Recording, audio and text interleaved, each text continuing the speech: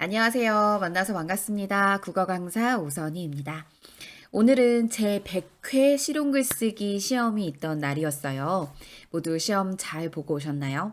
저도 열심히 보고 왔습니다. 시험을 열심히 보고 바로 집에 돌아와서 부랴부랴 기출 복원을 쭉 한 다음에 이제 많은 분들과 함께 공유하기 위해서 이렇게 영상을 찍고 있습니다.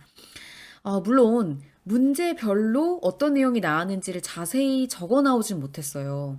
그 수험표 이런 것들도 다 모두 부정행위에 쓰일 수 있다라고 생각이 들어서 그랬는지 다 집어넣으라고 하더라고요. 그래가지고 자세하게 적어 나오지는 못했지만 제가 1교시 끝나고 머릿속에서 떠오르는 그 기억하고 있었던 모든 내용들을 막 쉬는 시간에 적어서 가지고 나왔거든요. 함께 기출 복원해 보시면서 혹시 미처 제가 기억하지 못했던 부분을 알고 계시면 밑에 댓글에 좀 남겨주세요. 선생님, 그 내용도 나왔잖아요. 뭐 이렇게 말해주시면 우리 다 함께 기출 복원을 하면서 다음 101회 시험도 잘 대비할 수 있지 않을까라는 생각이 듭니다. 자, 우선 전체적으로 총평을 좀 드리면요. 객관식 앞부분은 글쓰기의 이론. 그러니까 아무래도 글쓰기를 한다 그러면 제일 처음 계획하고 내용을 쭉 생성하고 개요표 작성하고 실제로 초고를 쓴 다음 마지막에 고쳐쓰기 퇴고하는 단계까지 글쓰기 전체적인 과정을 얼마나 잘 알고 있냐 이런 부분들을 묻는 게 이제 객관식 앞부분에 배치가 되어 있고 뒷부분은 글쓰기의 실제 그러니까 말 그대로 뭐 어떤 설명서, 기획서, 보도자료 등등 실제 그 글의 종류에 맞춰서 내용을 정리하는 그런 부분들이 나와 있었습니다. 아마 이런 객관식 문제의 배치는 앞으로도 달라지지 않을 것 같아요. 계속 이제 앞부분은 이론, 뒷부분은 실제 이렇게 되어 있을 것 같거든요. 그러니 이제 마음가짐도 앞부분은 그런 내용이 나올 거다 생각하고 시험 문제를 풀게 들어가는 거랑 또 모르고 들어가는 거랑 다르잖아요. 그래서 그런 부분을 눈여겨보시면 좋을 것 같고요. 글쓰기 윤리와 관련된 즉 참고 문헌을 작성하는 각주 쓰기 있죠. 외각주 쓰기. 문서 쭉 쓰고 밑에 이렇게 관련된 참고자료 쓰는 거 있잖아요. 그 내용이 원래 객관식의 49번, 50번 이쯤에 나왔었거든요. 근데 요번 회차의 실용글쓰기 문제는 서술형 문제로 이동을 해서 나왔더라고요. 좀 특이한 그런 경우였습니다. 또 동일한 글의 종류에다 내용을 여러 개로 배치한 경우가 눈에 띄는 특징 중에 하나였는데요. 무슨 얘기냐면 보도자료가 여러 번 나왔어요. 근데 보도자료라는 글의 종류는 똑같은데 그 안에 담겨 있는 내용이 달랐던 거죠. 그러니까 어떻게 보면은 우리가 보도자료라는 글의 특성을 기억하면서도 동시에 학술문이나 실용문을 독해하는 거 있죠. 그 능력도 같이 필요하겠구나라는 생각이 들었어요. 왜냐면 그냥 단순히 보도자료에 대한 문제에 보도자료의 특성만 알고서 푸는 문제가 아니고 보도자료의 특성에다가 보도자료 안에 들어있는 내용 파악까지 우리가 해야 하는 그런 식으로 문제가 출제가 되고 있기 때문인 거죠. 그래서 조금 좀 다행이라고 생각을 긍정적으로 해본다면 정말 여러 종류가 정말 난잡하게 막 보도자료 한 문제, 뭐 설명서 한 문제 이렇게 막 여러 개로 나눠져 있지 않고 글의 종류가 조금 굵직굵직한 것이 한정적으로 나오고 내용이 다채로워졌구나. 그럼 오히려 좀 긍정적으로 생각하면 다행일 수 있잖아요. 그쵸? 왜냐면 우리가 보도자료나 뭐 설명서 같은 글의 종류를 자세히 몰라서 어려워하는 거지. 독해 자체를 어려워하진 않으시잖아요. 그 독해 자체는 그냥 다 우리가 그 예전에 뭐 고등학교 때나 중학교 때 문제집 풀었던 그런 실력만으로도 충분히 우리가 내용을 파악할 수 있기 때문에 어렵지 않게 내용 정리하실 수 있을 것 같아요. 우선 앞부분에 글쓰기 이론 문제를 살펴보시면 상호작용의 성격을 지닌 글쓰기에 대한 내용이 제일 첫 번째 나왔습니다. 그러니까 이 말은 뭐냐면요. 글쓰기를 하는 도중에, 그러니까 여기서 말하는 글쓰기는 초고를 쓰는 그 과정만 얘기하는 게 아니고요. 제일 처음에 계획하기, 뭐 내용 생성하기, 개요표 작성하기 등등 이런 전체적인 글쓰기의 과정을 다 얘기하는 겁니다. 그런 과정 중에 상호작용을 하면서 글의 흐름이나 혹은 심지어 주제까지도 수정 가능합니다. 그걸 얘기하는 거예요. 그러니까 예를 들어서 글쓰기를 하고 있는데, 이건 이런 방향으로 가면 안 될 것 같다. 그럼 다시 계획하기로 가서 거기서부터 다시 수정해서 글쓰기를 해 나갈 수 있다는 거죠. 한 번 정해진 주제나 그의 구조, 그 나타나 있는 그 글의 구조 이런 걸 바꿀 수 없다라고 말하면 그건 틀린 내용이에요. 잘못된 설명이다. 이렇게 얘기를 할 수가 있습니다. 그래서 아마 제 기억에 여기 나타나 있는 그 글의 구조라든지 주제 같은 걸 바꿀 수 없다라고 말한 그 선지가 잘못된 선지로 나왔었던 기억이 나요. 예. 그래서 그런 걸 찾는 게 문제였고요. 이어질 내용을 찾는 문제가 나왔었는데 이건 밑에 나오는 글의 전체적인 구조를 묻는 문제랑 일맥상통합니다. 예를 들어서 요건 제가 99회 기출 복원해 드릴 때도 말씀드렸었어요. 흔히 우리가 많이 보는 글은 문제와 해결의 구조거든요. 앞부분의 문제를 쭉 정리하고 원인 분석을 한 다음 이제 그걸 어떻게 해결할 것인가가 연이어서 따라서 나와야 글의 흐름이 자연스럽다. 그걸 문제와 해결 구조라고 한다. 라고 했었거든요. 그 문제와 해결 구조를 잘 알고 있으면 당연히 이어질 내용이 뭐가 나올지도 알 수 있겠죠. 앞부분이 막 문제 상황이랑 원인 분석이 나온다. 그럼 당연히 그 이어질 내용은 그와 관련된 해결 방안이 될 수 있잖아요. 뭐 제안의 내용이나 개선 방안의 내용이라고 나올 수도 있고요. 그래서 문제와 해결 구조의 내용이 다시 또 그 다음 문제에 나오고 있는 걸 확인할 수가 있었어요.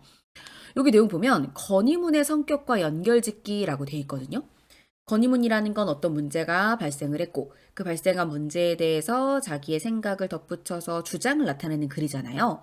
그럼 당연히 문제가 앞에 나오고 해결 방안이 뒤에 나오겠죠. 그래서 저는 문제와 해결 구조가 99회의 한글 실용 글쓰기 문제도 나오더니 또 나왔구나. 반갑다. 이런 생각이 들었거든요. 또 띄어쓰기 문제와 공공언어 순화의 맥락에서 글 고쳐쓰기 이게 나왔어요. 이 공공언어 순화의 맥락 같은 경우는 지난번 99회에도 나왔었어요. 그러니까 공공의 문서들인 거죠. 그러니까 많은 일반 국민들에게 전달되는 문서들이 너무 어려운 단어로 쓰이게 되면 일반 국민들이 이해를 하지를 못하잖아요. 그러니까 좀 쉽게 풀어서 쓰는 것이 좋겠다라고 이야기하는 성격의 정책들이었거든요. 순화 정책. 근데 그거와 관련된 내용이 또 나오더라고요. 그러니까 이렇게 너무 어렵게 한자 단어 위주로 뚝뚝뚝뚝 배치하지 말고 이걸 말의 흐름대로 이렇게 말이 이해될 수 있도록 뭐 주어와 서술어, 목적어와 서술어 이런 식으로 배열을 하자는 거예요. 그래야 이해하기 쉬우니까. 그런 거 나왔었고요. 띄어쓰기와 관련돼서는 뭐 하다라는 말을 이제 앞에 말에 붙여서 예를 들어 하다는 접사기 때문에 앞에 말에 붙였어야 되거든요. 사랑하다, 공부하다 다 붙였어야 돼요. 근데 그게 만약에 떨어져 있으면 그거 붙여 쓰는 거. 이런 띄어쓰기 문제 나왔고요. 또 실행한 바 있다. 뭐 이런 게 나왔었어요. 그래서 그걸 한번 정리를 해보면 뭐 실행한 적이 있다 이런 느낌이거든요. 그러니까 이런 걸 실행해 봤더니 뭐 이러이러하더라 이런 식의 내용이에요. 그러면 실행한 바가 있다라고 말할 때에는 실행한과 바를 띄어서 이런 식으로 써야 되거든요. 여기 지금 띄어쓰기를 중간에 바 앞에 해야 하는 거 요게 문제에 나왔었습니다. 그 점도 한번 눈여겨봐 주시고요. 고쳐쓰기에 대한 내용까지 잘 살펴봤고요. 이제 글쓰기에 실제로 넘어가 보면 이제 문서별로 제가 정리를 해봤어요. 건의문이 나왔는데 건의문의 개요표를 보고 본문에 들어갈 내용을 찾아보라 라는 문제가 나오거나 맨 마지막에 참고자료에 들어갈 내용을 찾아봐라 이런 식으로 문제가 나왔어요. 자, 참고자료는 앞서 나와 있는 본문의 내용과 관련성이 깊어야겠죠. 그래서 본문과의 관련성이 얼마나 있는가 요걸 확인해서 참고자료로 쓸만하다 그렇지 않다 요걸 나누는 그런 문제였습니다. 또 상황보고서가 나왔었는데요. 보고서라는 거 사실 그 특성이 어떠냐 하면 이렇게 사실 위주, 객관적인 사실 위주의 내용들이 들어가 있어야 돼요. 그래서 그러한 내용들이 들어가서 보고의 내용, 그 사실의 내용을 바탕으로 앞으로 어떠한 일들을 처리해 나가자라는 의견이 덧붙여질 수가 있어요. 그게 보고서거든요. 그럼 보고서의 특성과 연관지어서 처음, 중간, 끝에 글의 흐름대로 맞춰 정리를 한다. 그러면 당연히 중간 부분에는 뭐 여러 가지 실태나 뭐 원인 분석 같은 게 나오고 현재 어떤 상황인지를 얘기해 준 다음 마지막 부분에 가서 이러한 현황을 잘 우리가 좀 긍정적인 결과를 얻기 위해서 이러한 정책을 펼치는 게 좋겠어요. 뭐 그런 게 마지막에 나오겠죠. 그런 흐름을 처음, 가운데, 끝으로 나눠서 확인해 보는 거. 그런 문제가 나왔었습니다. 또 하나, 보고서는요, 신속, 정확, 간결의 원칙을 가지고 있어요. 신속하게 보고해야 되고 그 내용을 정확하게 또 주저리 쓰는 게 아니라 간결하게 써야 한다는 원칙이 있습니다. 이 신속, 정확, 간결의 원칙은 이렇게 쭉 보고서에 대한 설명하는 글로 제시가 될 가능성이 커요. 그래서 설명하는 글, 그 학술문 하나를 내준 다음에 문제 2개 정도를 배치하는 거죠. 그런 다음 이 글을 읽고 나서 풀 수 있는 내용 이해의 문제가 하나 나오고 그 다음에 자 읽었으면 보고서에서 뭐 어떤 예를 하나 주겠죠. 자, 이 보고서야. 그럼 이 보고서의 마지막 부분에 뭐가 들어가게? 그런 문제가 되겠죠. 그러면 이 2개의 문제가 하나는 내용 파악하는 문제, 그리고 다른 하나는 글의 종류와 관련된 문제 이렇게 되는 거예요. 그렇게 문제가 배치되는 경향이 많이 보입니다. 네. 그래서 어떻게 보면 되게 다행인 게요. 글을 자세히 잘 읽으면 그 안에 힌트가 될 만한 내용들이 속속속 숨어 들어가 있어서 꼼꼼히만 잘 정리하시면 문제가 그렇게 난도가 높지 않아서 잘 푸실 수 있을 것 같아요. 그 다음은 제안서가 나왔는데요. 뭐 어떤 기획의 의도와 제안의 의도가 유사하다고 볼 수 있죠. 그러니까 뭔가를 제안하거나 기획을 했다는 것은 내 생각을 발표해서 상대방이 내 생각대로 이렇게 따라오게 설득하는 이런 효과가 있기 때문에 그 목적에 초점을 둔다면 제안서와 기획서는 되게 비슷한 성격이에요. 그래서 그런 유사한 성격이라는 걸 파악하는 것, 그것이 문제였고요. 훈령이 나왔습니다. 이 훈령은 제목에 있었어요. 이 제목에 뭐 훈령 제 몇 호 이런 식으로 문서 번호가 있었거든요. 그럼 훈령이라는 게 법규 문서라는 것을 알고 있으셔야 됩니다. 네, 훈령이라는 건 법규와 관련된 것이고요. 규칙, 뭐 어떤 제정되어 있는 모두가 지켜야 하는 법 이런 게 훈령에 들어가 있습니다. 그 법규 문서 안에 들어있는 각각의 소제목을 파악하는 게 중요한데요.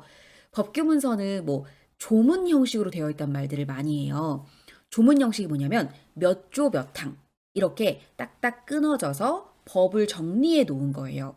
그래서 그런 법과 관련된 여러 가지 법규 문서들은 이미 인터넷에 다 모두 공개가 되어 있기 때문에 여러분이 들어가서 다 검색해 보시고 파악해 보실 수 있습니다. 제가 그래서 파악을 해봤어요. 이 훈령이 들어간 게 문화체육관광부와 관련된 거였거든요. 제가 굉장히 유사한 자료를 찾았는데요. 문화체육관광부에 들어가 보시면 훈령 예규 고시를 볼 수 있는 페이지가 있습니다. 이 페이지에 딱 들어가 보면 제목이 있고요. 이 제목 아래에 이렇게 훈령 몇 호 이렇게 적혀 있습니다. 그러니까 이런 걸 보면 아 이게 훈령이구나. 그리고 훈령이라고 적혀 있으면 이게 법규 문서구나 라는 걸 알 수 있고요. 방금 제가 말씀드린 대로 조문 형식 몇 조 이렇게 되어 있습니다. 그리고 우리는 요 빈칸 목적, 위원회 구성, 위원회 기능 이런 식의 내용들이 소제목이고요. 이 항목의 소제목이 다 빈칸 처리가 되어 있고 빈칸에 들어갈 말을 찾으세요. 이런 식으로 문제가 나왔어요. 그러려면 아마 요 밑에 나와 있는 1번, 2번과 같은 내용을 잘 읽어보시고 이것을 대표할 만한 제목이 무엇일까 생각해서 빈칸을 채우는 연습을 해보셔야겠죠? 이렇게 실제 있는 자료가 시험 문제에 많이 활용되고 있다는 걸 다시금 확인했죠, 우리. 그렇다면 여러분은 다음 만약에 회차 시험을 준비하고 계시다면 이런 뭐 문화체육관광부 또 여러 공공기관들 문화체육관광부도 있고요. 식품안전처도 있고요. 등등 다양한 곳에 한번 들어가 보세요. 들어가서 이렇게 공개된 다양한 문서들을 이렇게 읽어보시는 거예요. 최근의 자료일수록 문제에 나올 가능성이 큽니다. 그러니까 최근의 자료를 클릭해서 읽어보시고 아 이런 흐름이구나. 이런 걸 파악해 보시면 시험을 준비하실 때 도움이 되실 거라 생각합니다. 자, 보도자료가 총 2번 나왔는데요. 첫 번째는 부재 찾기가 나왔어요. 부재라는 건 앞에 큰 표제 아래에 부수적인 제목이란 뜻인데요. 흔히 표제는 주체와 행위가 들어가요. 어떠어떠한 주체에서 무슨 뭐 어떤 행동, 뭐 예를 들어 뭐 행사, 뭐 아니면 뭐 협약식을 했다든지, 아니면 어떤 규칙을 제정했다든지, 뭐 이렇게 뭘 했는지가 주체와 함께 연결되어 표제에 나오는 경우가 많습니다. 흔히 그래요. 그럼 부재는 뭐냐면 그걸 왜 하지? 목적. 목적이 부재에 드러나게 되는 경우가 굉장히 많이 있습니다. 그동안은 표제를 찾으라는 문제가 많이 나왔었어요. 표제. 근데 이번엔 좀 특이하게 부재를 찾는 문제가 나왔단 말이죠. 그러니까 이렇게 계속 변화되고 있다는 느낌이 들었어요. 문제를 좀 다양화시키고 그래야 이제 변별력이 생기잖아요. 다양화시키기 위해서 참 많은 노력들을 하는구나라는 생각이 들었고요. 또 부재에 일부 프로그램명이 드러나면 안 됨 이렇게 제가 적어놨거든요. 그 말이 뭐냐면 뭐 어떤 행사와 관련된 보도자료였어요. 그러면 그 행사와 관련해서 이러이러한 프로그램이 세부 프로그램으로 들어간다 라고 구체적으로 내용이 나왔어요. 근데 그건 구체적이고 세부적인 행사의 내용일 뿐 부제에 들어가기에는 부족해요. 그쵸, 그쵸. 부제라고 하는 건 전체 행사를 아우를 수 있어야 하는 건데, 왜냐면 부제도 제목이거든요. 근데 그 안에 있는 세부적인 프로그램명 중에 하나가, 프로그램명이 그 중에 하나만 부제에 들어간다는 건 적절하지 않은 거죠. 그래서 그런 부분이 선제에 나왔었어요. 그걸 잘 체크해 놓으실 수 있었으면 됩니다. 또 식품의약품안전처의 아세트아미노펜과 관련된 자료가 나왔었는데요. 아무래도 이건 그 코로나19와 관련해서 우리가 많이들 검색도 해보고 또 많이 이슈가 되어서 뉴스에도 나타났던 그런 의약품 중에 하나잖아요. 그 재료 중에 하나고요. 그러다 보니까 이렇게 문제 나온 것 같아요. 그러니까 한마디로 실용글쓰기에 나오는 여러 지문들과 관련 소재들은 우리가 현재 살아가고 있는 지금 이 시대와 굉장히 깊은 관련성을 띠고 있기 때문에 열심히 공부하시는 것도 중요하지만 문제집 푸시다가 중간중간 요즘 어떤 일이 최근 이슈로 우리에게 많이 뉴스거리로 전달되는지 검색해 보시는 게 되게 중요해요. 그래야 많은 부분들을 내가 알고 있는 상태에서 시험 문제를 볼 수가 있습니다. 그럼 아는 만큼 읽히게 되어 있어요. 그래서 이것도 제가 이렇게 링크를 한번 달아봤는데요. 식품의약품안전처에 보면 여기 이렇게 정보 공개라는 부분이 있어요. 정보 공개는 아무래도 국민들 모두에게 알려주어야 할 만큼 중요한 정보가 여기 들어가 있겠죠. 그래서 여기 정보 공개 칸에 들어가서 다양한 내용들을 클릭해서 내용 살펴보시면 뭐 국민 소통도 마찬가지고요. 국민들에게 알려줄 만한 요 알림도 마찬가지고요. 그러니까 이런 카테고리 중에 모두가 알만한 정보성을 띠고 있는 내용 이런 게 있다면 계속 클릭해 보시고 문서도 최신 거 위주로 한번 읽어 보시고 그러면 실용 글쓰기에 조금 더 쉽게 접근하실 수 있을 거라 생각이 듭니다. 자, 그 다음은 계약서인데요. 계약서가 임대계약서도 나오고요. 금전대차 계약서도 나왔어요. 물건과 관련된 계약서일 경우에는 임대인지 매매인지를 좀 잘 살펴봐 주셔야 될 것 같아요. 왜냐면 물건은 임대할 수도 있지만 매매할 수도 있잖아요. 그래서 요런 하나의 차이 때문에 그 계약서의 종류가 나눠지거든요. 그걸 잘 살펴봐 주시고요. 금전대차 계약서는 요건 저번 99회에도 나왔었어요. 99회에 그 금전대차 계약서의 구체적인 설명을 쭉 제시해주고 내용 파악하는 문제로 나왔었는데요. 이번에는 이 금전대차 계약서에 관련된 정보를 잘 알고 있는가? 다시 말해서 이 글의 종류에 대한 지식을 갖고 있는가? 이런 문제가 나왔었습니다. 이거는 돈을 빌려줄 때 혹은 빌릴 때 그때 쓰는 계약서를 말하죠. 그 계약서 안에는 차용 금액의 원금, 대여 일자, 언제까지 빌려주는지, 변제길, 언제 갚아야 하는지 이런 협의사항으로 들어가게 되고요. 이자의 지급, 현 최고 20% 정도로 정해져 있다고 해요. 지연 손해금, 그러니까 만약에 그 변제기일을 지키지 못했을 때에는 손해가 발생할 수 있으니까 그때는 손해배상을 해야겠죠. 그걸 기한 이익의 상실이라고 합니다. 이게 선지에 나왔었어요. 그러니까 내가 이 사람이 좀 못 믿어요. 그러니까 제대로 된 변제 그 기일에 제대로 변제를 못할 것 같아요. 그러면 기한 이익의 상실도 그 계약서 안에 적어 놓는 게 안전하다는 거죠. 그죠? 그러면 내가 만약에 손해를 볼 수는 없잖아요. 내가 돈을 빌려주는 입장인데 저 사람이 못 믿어요. 돈을 못 갚을 것 같아요. 그러면 기한 이익의 상실의 그 내용도 계약서에 넣어놔야 내가 안전하게 손해보지 않고 이익을 얻을 수가 있는 거겠죠? 또 채무자나 연대보증인들도 자필 서명을 해야 합니다. 선지 중에 이런 내용도 있었어요. 금전대차 계약서에 이자가 발생한다는 내용은 있는데 구체적인 이유를 적지 않은 경우는 그럼 어떻게 하느냐. 이 부분이 선지에 나왔었거든요. 그때는 이자가 발생한다는 내용이 있다면 근데 이율이 없어요. 그때 그냥 연 5% 정도를 그냥 적용하게 되어 있습니다. 아까 법정 최고는 연 20%라고 했거든요. 따라서 연 24% 초과하는 부분은 무효다. 이렇게도 제시해주고 있어요.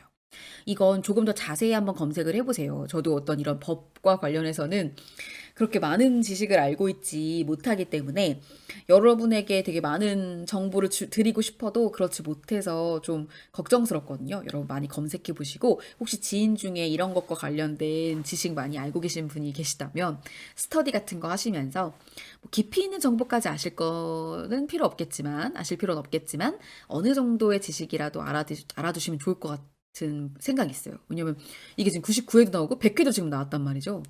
그러면 뭐 101회, 102회 계속 나올 여지도 있다는 거거든요. 지금 알아두시면 좋을 것 같습니다. 또 관련된 내용으로 채무 불이행의 세 가지 형태, 이행지체, 이행불능, 불완전이행 이런 것들이 채무 불이행으로 그 종류로 나왔었어요. 그러면 여기 중에 불완전이행이라는 건 뭐냐면 내가 돈을 빌려줬어요. 그럼 돈으로 갚아야 되죠. 근데 다른 형태로 갚는 거예요. 그러니까 돈이 아니라 뭐 땅으로 갚는다든지 뭐 아니면 물건으로 준다든지 이렇게 다른 형태로 채무를 이행하는 경우를 불완전 이행이라고 하거든요. 그럼 불완전 이행은 채무 불이행에 속하죠. 그렇죠? 그러면 불완전 이행을 한 사람도 채무를 불이행한 건 맞는 거예요. 그쵸, 그쵸. 요게 선주로 나왔었어요.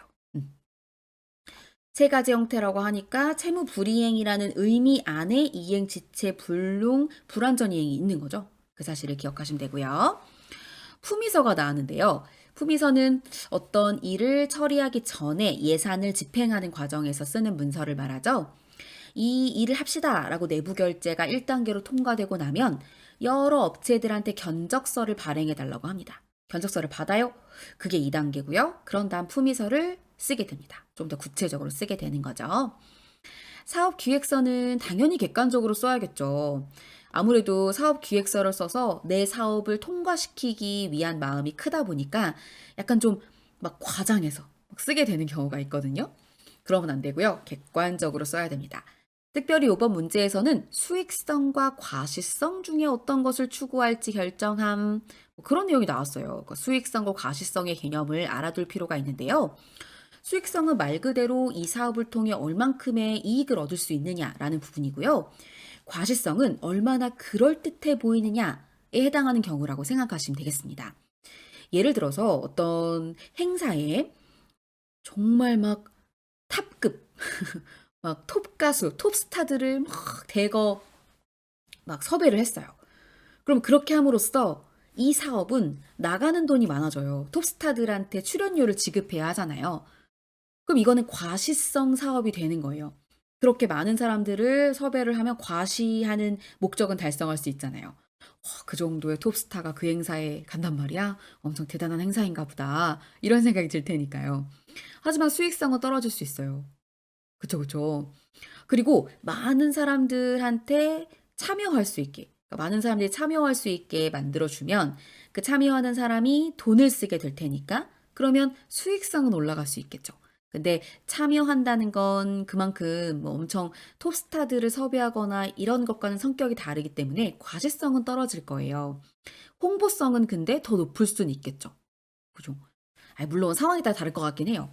과시성 있는 행사로 홍보성이 올라가기도 하지만 체험 행사를 통해 홍보성이 더 올라가기도 하거든요. 그런 건 아마 그 사업의 성격에 따라 좀 달라지긴 하겠죠. 이런 부분들이 나왔고요. 일반 학술문. 이거 뭐냐면요. 말 그대로 글을 읽고 내용 파악하는 문제였어요. 예. 페코노미라고 해서 OECD가 2005년 발표한 4대 혁신, 그 혁신에 대한 예를 찾는 문제가 나왔는데요. 4개의 그 혁신은 조직 혁신, 제품 혁신, 공정 혁신, 마케팅 혁신 이렇게 4개가 있어요. 물론 이거 외우실 필요가 없어요. 왜냐하면 글에 다 있거든요. 그럼 글의 내용을 보고 관련된 예를 연결 짓는 거예요. 예를 들어서 사람이 굉장히 편리하게 썼던 물건을 펫, 즉 반려동물들한테 쉽게 좀 편리하게 쓸 수 있도록 살짝 그 물건을 바꿔가지고 반려동물들을 위한 물건으로 만들었다고 해볼게요. 그럼 이게 제품 혁신이죠. 그죠? 사용하는 그 주체를 바꿔서 대신 그 편리성은 그대로 가져가는 이런 부분들은 제품 혁신이 되는 거예요. 이런 예를 찾는 문제가 나왔었고요. 자가진단 키트. 이거는 진짜 계속 빠짐없이 나오고 있는 것 같은 게요. 그러니까 요 내용 자체가 빠짐없이 나왔다는 얘기가 아니고요. 코로나19와 관련된 즉 시적절한 소재들이 학술문의 내용 주제로 나오는 경우가 끊임없이 지금 계속 이어지고 있습니다. 네, 특별히 이건요. 저 같은 경우는 그 코로나 키트에 보면은 그 키트 문제가 나왔거든요. 자가진단 키트. 거기 보면은 이렇게 줄 두 개가 나오면 양성이잖아요. 격리해야 되잖아요. 근데 거기에 기준선이 있고 검사에서 양성일 때 나오는 줄이 있잖아요. 근데 만약에 두 줄이 다 안 나왔어요.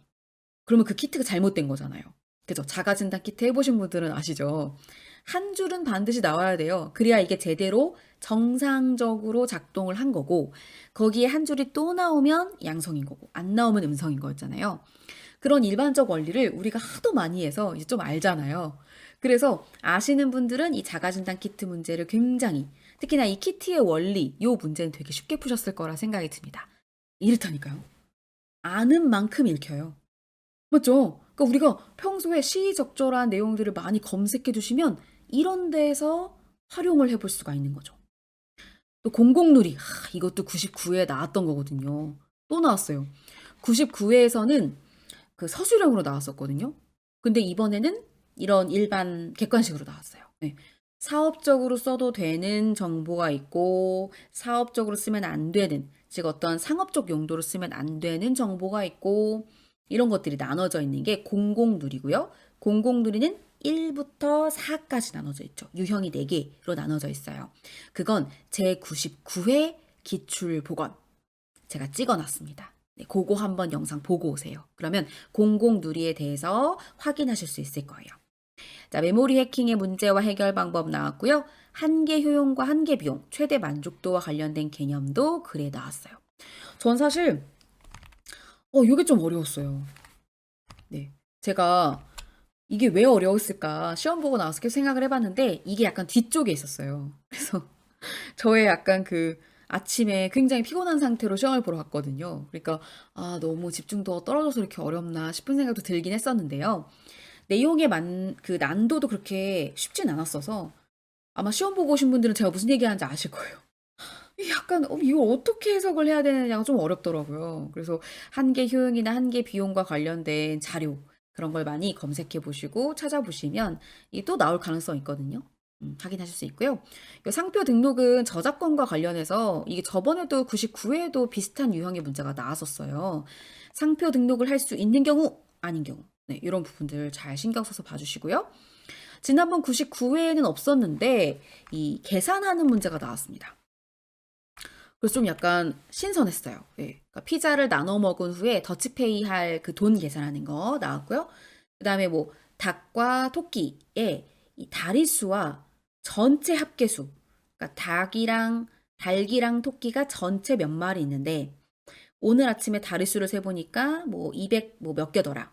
그럼 각각 몇 마리일까? 이런 걸 찾는 문제였어요. 그럼 뭐 닭의 개체수를 A로 두고 토끼의 개체수를 B로 두고 A 플러스 B는 그 전체 개체수고 그런 다음에 다리가 2개죠. 그럼 2A 그리고 뭐 토끼는 4개니까 4B 이런 식으로 수식을 만들어서 그 2A와 4B를 더했을 때의 다리수를 더한 게 200 몇 개다라는 수식을 만들어서 A와 B의 각각의 개체수를 계산하는 문제가 나왔었어요. 살짝 처음엔 당황하긴 했으나 아마 그 방정식을 쉽게 푸시는 분들은 쉽게 하셨을 거라 생각이 들고요. 약간의 맛을 보여준 것 같아요, 지금. 그러니까 무슨 말씀이냐면 이게 이제 99회는 안 나오다가 지금 나왔단 말이죠. 그럼 앞으로도 수리 문제, 즉 간단한 계산 문제가 계속 나올 가능성이 있어요. 그럼 제 예상으로 간단한 계산 문제에 뭐가 나올 것 같냐면 이런 퍼센트 계산 문제 반드시 나올 수 있고요. 그러니까 어떤 것에 몇 퍼센트 할인을 적용한 가격 뭐 이런 거 나올 수 있고요. 그런 다음에 그 외 거속시 아시죠? 거리는 속력 곱하기 시간. 이거 아시죠? 그러면 속력을 구하는 거, 시간을 구하는 거, 거리를 구하는 거 이거 다 수식 만들 수 있죠. 이런 것도 나올 가능성이 큰 것 같아요. 그래서 그 부분 잘 기억해 주시면 좋을 것 같고요. 자, 이제 서술형은 제가 1 번부터 10 번까지를 완벽하게 외워서 나왔습니다. 그래서 첫 번째 서술형 1 부터 5 까지 이렇게 1 번부터 5 번까지는 다 모두 그 1 교시에 있었던 문제고요. 그리고 6 부터 10 까지는 2 교시에 있었던 문제죠. 제일 처음에 1 번은 글의 전체 구조와 관련된 내용인데요. 이건 꽤 쉬웠습니다. 그러니까 처음, 중간, 끝에 내용을 볼 때 처음에는 호기심을 자극하는 내용 나오고 중간에 자세한 내용 나오고 마지막에 끝부분에 앞에 나왔던 내용 요약 정리해 주죠? 그거였어요. 네. 각각 어떤 내용이 나와야 하는가. 요거였고요. 그다음에 서술형 2번은 의존명사 만큼과 대, 뭐 원 같은 이런 원 같은 경우는 단위어라고도 하죠. 이런 것들의 띄어쓰기예요. 그래서 만약에 의존명사로 만큼이 나오면 띄어써서 뭐 예를 들어 들릴 만큼, 뭐 열심히 할 만큼, 꾸며주는 말이 나오면 만큼과는 띄어써야 되고 너만큼, 나만큼과 같이 명사 뒤에 나오면 붙였어야 합니다. 요런 띄어쓰기의 원칙 중요하고요. 띄어쓰기에 대해서도 국립국어원 홈페이지에 들어가 보시면 띄어쓰기에 관련 이해가 자세히 나와 있습니다. 그 점도 참고하시면 좋을 것 같고요. 갈등 해결의 방법으로 나전달법이 나왔어요. 그러니까 너라고 얘기하지 말고 네가 이렇게 행동하니 내가 기분이 안 좋아. 이렇게 나의 감정을 전달하는 방식으로 이야기를 하면 갈등이 해결될 수 있다. 이런 부분으로 빈칸 넣기로 나왔습니다. 서술형 4번이 약간 좀 가장 좀 난도가 있는 문제가 아니었을까 싶은데요. 시차 계산하는 문제였어요. 그래서 김 차장님은 서울에 있고 이 차장님은 뭐 인도에 있는데 한국과 인도의 시차가 뭐 3시간 30분 정도가 난다라고 미리 설명을 해준 다음에 김 차장님이 문서를 보냈어요. 이 차장님한테. 그러면 김 차장님이 보낸 그 시간만 얘기해주면 이 차장님이 언제 받을 건지 시차 계산할 수 있겠죠. 그게 나왔었습니다. 그 다음 서술형 5번의 각주 쓰기. 네, 원래 이 참고문헌과 관련된 건 객관식에 나왔었는데 이번에는 이렇게 각주를 쭉 서술형으로 쓰는 게 나왔습니다. 자, 순서는 이렇습니다. 요거 한번 기억해 주시면 활용도가 있겠죠? 저자 먼저 나오고요. 저서가 나오게 되는데요. 이 저서를 여기 오해하시겠다. 쉼표 지울게요. 저서를 쓸 때 글의 제목만 쓴다. 그럴 때에는 이렇게 혼나표를 씁니다. 여기 요 혼나표 보이시죠? 그리고 만약에 글의 제목에다가 책 제목까지 쓴다. 그럼 여기 겸나표. 요 겸나표와 혼나표의 차이점 보이세요? 여기는 지금 안에가 비어져 있어요. 겸나표는. 보이시죠? 그러니까 책은 이렇게 쓰고 그다음 이렇게 글의 제목만 쓸 때에는 혼나표를 쓰고요. 어떤 그 각주는 글의 제목만 쓰기도 하고요. 어떤 건 책 제목까지 쓰기도 하죠. 또 어떤 건 책 제목만 쓰기도 해요. 그러니까 만약에 글만 쓰는 경우는 요 글의 제목만 쓰면 되겠죠? 그리고 나서 뒤에 연도 인용면 이렇게 들어가겠죠? 근데 만약에 글의 제목을 저서로 쓰고 책의 제목까지 쓰고 그 책의 연도 쓰고 인용하는 면까지 쓴다 그러면 이렇게 차례대로 된다는 뜻이고요. 만약에 이 책이 번역자가 있다. 그러면 번역자도 어떻게 보면 저자니까 요 앞에 쓸 것 같잖아요. 근데 그게 아니고 저서 뒤에 쓰게 되어 있다고 합니다. 저서 뒤에.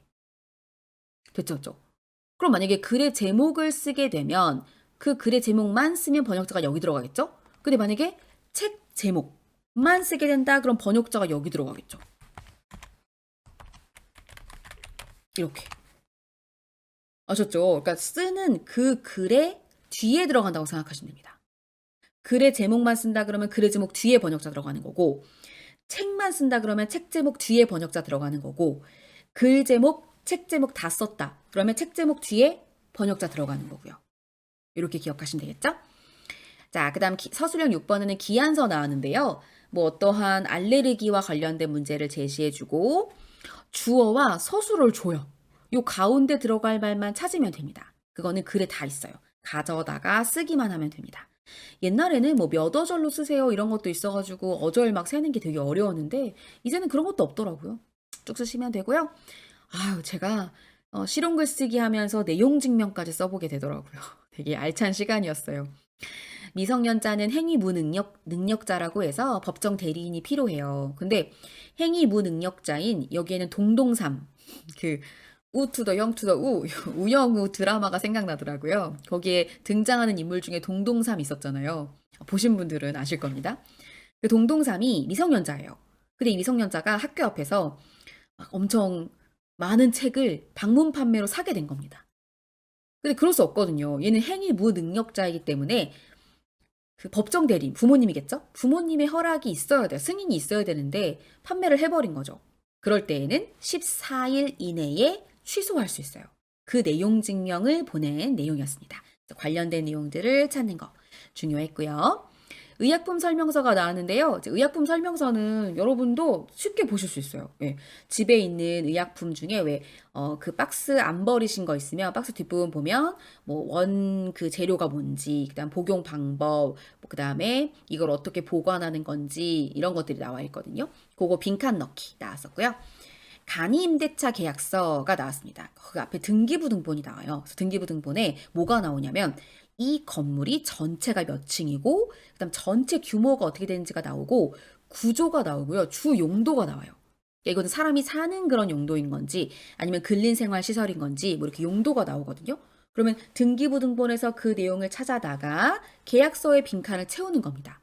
계약서에는 그런 등기부등본의 내용을 기반으로 해서 내용이 적히거든요. 그러니까 그런 내용들을 찾는 거. 또 금액. 아무래도 임대차 계약서니까 금액이 들어가겠죠. 그래서 뭐 금액은 보증금, 그다음 월세, 관리비 이런 금액을 적절하게 적을 수 있느냐. 특히 아라비아 숫자로 적고 나면 가로 열고 금 하고 한글로 그 금액을 써줘야 하죠.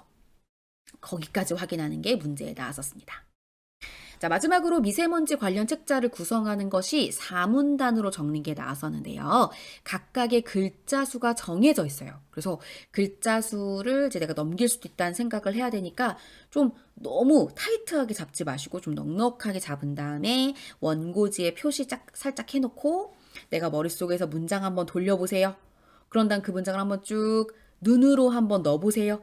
시간이 걸려요. 근데 어쩔 수 없어요. 좀 넣어보세요. 그런 다음에 문장 만들어서 써보는 겁니다. 아셨죠?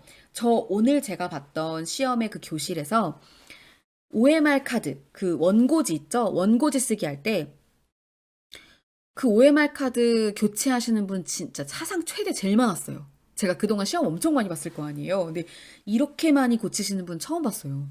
그 정도로 까다로웠거든요. 글자 수도 나오고 막 문단도 4개나 되고 그래서 좀 까다로웠어요. 그래서 이거를 막 한번 다 연필로 쓴 다음에 다시 고쳐서 여기 원고지에 쓰는 건 사실 불가능해요. 시간이 부족하기 때문에 문장을 머릿속에 한번 넣어서 문장을 한번 돌려보고 그다음 눈으로 넣어보고 글자 수 넘기지 않도록 다시 머릿속을 재조정해서 하나하나 또박또박 쓰는 거. 그런 다음에 한자 한자 그 한 칸 한 칸을 깨끗하게 수정 테이프로 지워서 작성하는 거. 그게 훈련이 되어 있어야 돼요. 아셨죠? 그냥 훈련이 안 된 상태에서 시험 현장에 가면 진짜 당황하실 수 있거든요. 그래서 관련 책자 내용은 이랬어요. 그래서 미세먼지가 얼마나 작은지 맨 처음에 유형별로 정리하는 내용 나왔고요. 황사와의 차이점, 미세먼지가 발생하는 원인 2개 있었어요. 그 2개 쓰는 거. 조리 과정 중에 뭐 튀기고 굽고 삶고 이런 거 있잖아요. 그 중에 미세먼지 발생량이 가장 많이 나오는 순으로 차례차례 정리해주고 그런 다음 몇 배나 차이가 나는지 조리 전의 미세먼지와 그다음 조리 과정에서 나오는 미세먼지가 몇 배가 차이가 나는지를 적어주는 거. 간단한 계산이겠죠? 그런 거 나왔고요. 그리고 마지막으로 미세먼지 예보제와 경보제의 차이점을 얘기하되 그 예보제를 실시할 수 있는 주체가 따로 있고요. 경보제를 실시할 수 있는 그 주체가 따로 있습니다. 그 주체를 관련 자료에서 적는 것. 이렇게 해서 사문단으로 적는 게 마지막 문제였습니다.